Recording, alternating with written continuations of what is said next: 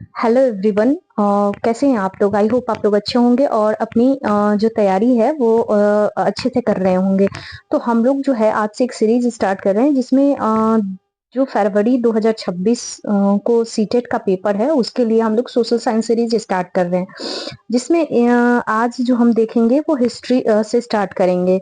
और ये जो है क्लास ये पूरी एनसीईआरटी बेस्ड है, पूरी आप देख सकते हैं, आप एनसीईआरटी भी देख लेंगे और ये क्लास भी देखेंगे तो आपको पूरी की पूरी उसका एक समरी टाइप आपको एनालिसिस मिलेगा।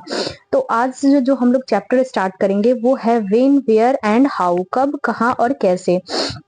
ये चैप्टर है, इसमें हम देखेंगे कि इतिहास के जो सोर्स हैं, जो सोर्सेस ऑफ हिस्ट्री हैं, इतिहास के स्रोत वो कौन कौन से हैं। तो इतिहास के जो स्रोत हैं मेनली दो स्रोत हैं, एक तो है पुरातात्विक स्रोत और दूसरा जो है वो है साहित्यिक स्रोत। पुरातात्विक स्रोत वो होता है जो हमें खुदाई से प्राप्त है, राजा द्वारा जो है ये आदेश जो है वो खुदवाए जाते थे। इससे अभिलेख द्वारा हमें राजा की उपलब्धियों का पता लगता है और अभिलेख जो होते थे पुरातात्विक स्रोत में वो राजा और प्रजा के बीच संवाद का काम करते थे, जो अभिलेख के द्वारा ही पत्थरों पे के द्वारा ही प्रजा और राजा के बीच क्या होता था, वार्तालाप हुआ करता था पुराने समय में। और राजा रानी तथा महत्वपूर्ण व्यक्तियों द्वारा भी इस पे अभिलेख पे जो कुछ वार्तालाप हैं वो लिखवाई जाती थी। पहले अभिलेख की बात करें कि पहला अभिलेख कब प्राप्त हुआ, तो पहला अभिलेख जो है वो अशोक के मिले थे। जिसकी भाषा की बात करें तो ये प्राकृत भाषा में थे। और ज्यादातर अभिलेख की बात करें, पहला तो अभिलेख हम देख लिए कि अशोक का है और ये कौन सी भाषा में थे, तब प्राकृत भाषा में थे और इसकी जो लिपि थी वो ब्राह्मणी लिपि थी। तो ये हमने देखा। उसके बाद हम देखेंगे कि अशोक का जो एक अभिलेख है ये कहाँ से, ये कंधार से मिला है, जो यूनानी और ओरमाइक दो भाषा में मिला है। तो पहला जो अभिलेख है वो हमें अशोक के मिले हैं। कहाँ से मिले, तो कंधार से। और भाषा क्या थी, प्राकृत। और लिपि कौन सी थी, ब्राह्मणी लिपि में थी। और कंधार से मिला तो दो जो भाषा है, ये कंधार से जो हमें मिला उसमें दो भाषाएं थी, यूनानी थी और ओरमाइक थी। प्रशस्ति की बात करें तो प्रशस्ति जो होती थी कि राजा के जो सम्मान होते थे उसके उसमें ये लिखी जाती थी कि जैसे और ये प्रशस्तियां राजा के दरबारी कवि द्वारा संरक्षण या इनाम की इच्छा से लिखी जाती थी।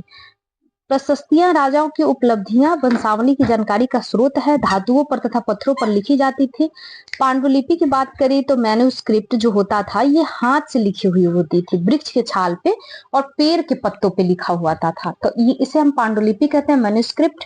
और पहली पांडुलिपि की बात करें तो भुर्ज नामक वृक्ष की छाल पर तार के पत्तों पर लिखे जाते थे और इनसे क्या होता था, भोजपत्र तैयार होता था। और इसी भोजपत्र मतलब जो ये भोजपत्र होते थे उसे लिखा जाता था, ये प्राथमिक स्रोत माना जाता था। तो ये जो पांडुलिपि है ये भुर्ज नामक वृक्ष पे ये सब पॉइंट है याद रखने की, एग्जाम में आ सकते हैं कि जो पांडुलिपि थी भुर्ज नामक वृक्ष की छाल पर लिखे जाते थे, ताड़ के पत्तों पर, और भोजपत्र तैयार होता था और इसे हम प्राथमिक स्रोत मानते हैं थे। सिक्के की बात करें तो राजा की उपलब्धियां, रुचियों और अर्थव्यवस्थाओं की जानकारी भारतीय इतिहास में सबसे प्राचीनतम सिक्के आहत सिक्के थे। अगर सिक्के की बात करें कि सबसे प्राचीन सिक्के कौन थे, तो आहत सिक्के थे। ये सिक्के चांदी के होते थे, तांबे के बने होते थे। इन पर वृक्ष, हाथी और ये जो सिक्के होते थे इन पे किस चीज का साइन बना होता था, तो वृक्ष होता था, हाथी होता था और चंद्र, मछली आदि के चित्र हमें देखने को मिलते हैं। अगर ओल्डेस्ट कॉइन्स की बात करें, जैसे सबसे पुराने सिक्के कौन थे, पंचकार्ड सिक्के। सबसे पुराने सिक्के कौन थे, पंचकार्ड सिक्के। और सबसे प्राचीनतम की बात करें सिक्के तो आहत सिक्के। समुद्रगुप्त ने अपने सिक्कों पर स्वयं को वीणा बजाते हुए दिखाया। जैसे ये एक साइन था कि सिक्के पे क्या दिखा सकते हैं, तो समुद्रगुप्त ने क्या दिखाया था कि अपने आप को वीणा बजाते हुए। इमारतों के अवशेष, हथियार, आभूषण, कंकाल आदि भी पुरातात्विक स्रोत के रूप में हम देखते थे। जैसे जो भी इमारत के अवशेष हुए बचे हुए, या कोई भी औजार है, कोई भी आभूषण है या कोई कंकाल है, इन सब को हम क्या कहते हैं, पुरातात्विक स्रोत के रूप में देखते हैं। प्राचीन विद्वान चरक कनिष्क के दरबार में मानव शरीर में 300 हड्डियां बताई थी। जो जैसे प्राचीन विद्वान थे चरक, जो कनिष्क के दरबार में गया और इसने उसी समय ये प्रिडिक्शन कर दिया था कि मानव शरीर में 360 हड्डियां थी। तो आप सोच सकते हैं कि उस समय भी विद्वान लोगों का जो परसेप्शन था या जो एनालिटिकल जो थिंकिंग थी वो काफी हाई थी। चरक क्या थे? एक जो चिकित्सक थे, लगभग 2000 वर्ष पूर्व की बात है ये। तभी उन्होंने ये प्रेडिक्शन कर दिया था कि 360 हड्डियां मानव के शरीर में होती है। कंकाल की बात करें तो जैसे कंकाल द्वारा महिला और पुरुषों को पहचाना जाता था कि कुल्हे की हड्डी, महिला में कुल्हे की हड्डी द्वारा पुरुष से अधिक चौड़ी होती थी। तो ऐसे महिला और पुरुष की पहचान की गई कंकाल में, पुरातात्विक स्रोत में। साहित्यिक स्रोत में हमने देखा कि 4 वेद जैसे ऋग्वेद, सामवेद, यजुर्वेद और अथर्ववेद। उपनिषद की बात करें तो उपनिषद किसे कहते हैं? तो गुरु के समीप बैठकर ज्ञान लेने को ही हम उपनिषद कहते हैं और इसकी उपनिषद की रचना लगभग 2500 वर्ष पूर्व हुई थी। आत्मा और ब्रह्म एक है। उपनिषद में कहा गया है कि आत्मा और ब्रह्म एक है। पुराण की बात करें तो पुराण मतलब ये सब साहित्यिक स्रोत है। पुराण मतलब प्राचीन, इसमें कहानियां दी हुई हैं और ये कहानियां है अवतारणवाद से। महाकाव्य है, जैसे महाकाव्य में है रामायण, तो इसकी रचना की गई महर्षि वाल्मीकि और महाभारत की जो है महाभारत और पुराणों का संकलन महर्षि वेदव्यास द्वारा किया गया है।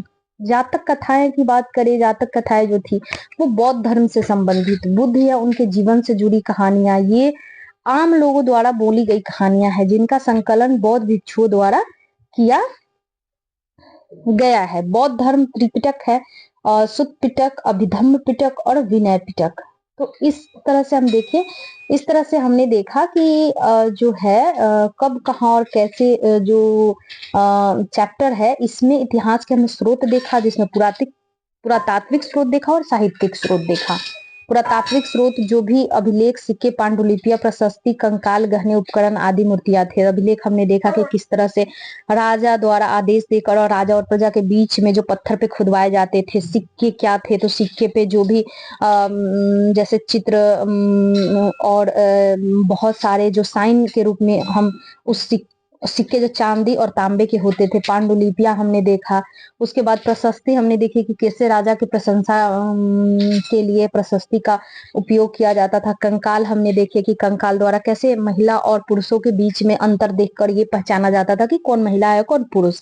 गहने, उपकरण, मूर्तियां, ये सब पुरातात्विक स्रोत के रूप में हमने देखा और हमने ये देखा कि साहित्यिक स्रोत क्या है। आई होप आप लोग को ये समझ में आ गया होगा। नेक्स्ट क्लास में जो है वो हम लोग डिस्कस करेंगे आरंभिक समाज की, अर्ली स्टेट, जो पाषाण काल है, स्टोन एज है, उसके बारे में हम लोग नेक्स्ट क्लास में डिस्कस करेंगे। Thank you so much.